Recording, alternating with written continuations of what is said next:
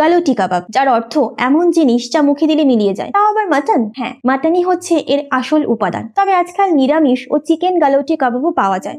তবে ইতিহাস বলছে মাটনই হচ্ছে এর প্রধান উপকরণ। তবে আপনি কি জানেন যে আপনি রেস্টুরেন্টে গিয়ে আপনার যে প্রিয় খাবারটি অর্ডার করেন তার একটা জোরালো ইতিহাস রয়েছে? হয়তো জানেন, হয়তো নয়। লখনৌয়ের নবাব ওয়াজিদ আলী শাহের প্রিয় খাবার ছিল মাটন, কিন্তু বয়স হয়ে যাওয়ায় তিনি দন্তহীন হয়ে পড়েন।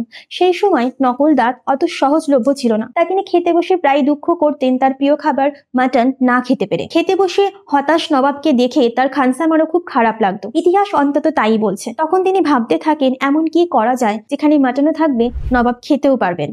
ভাবতে ভাবতেই তিনি বানিয়ে ফেলেন গালোটি কাবাব। কিভাবে সম্ভব হলো এমন কাবাবের যা মুখে দিলেই মিলিয়ে যায়? কাঁচা পেঁপের সাথে মাটন বেটে 100 রকমের মশলা সহযোগে সেই খানসামা তৈরি করলেন এমন কাবাব যা মুখে দিলেই মিলিয়ে যায়। যা খেয়ে নবাব ওয়াজিদ আলী শাহ হলেন ভীষণ খুশি। আর আজ নবাবের রসাই ঘাট থেকে বেরিয়ে পৃথিবীর সমস্ত রান্নাঘরে পৌঁছে গিয়েছে মানুষের জনপ্রিয় খাবার গালোটি কাবাব।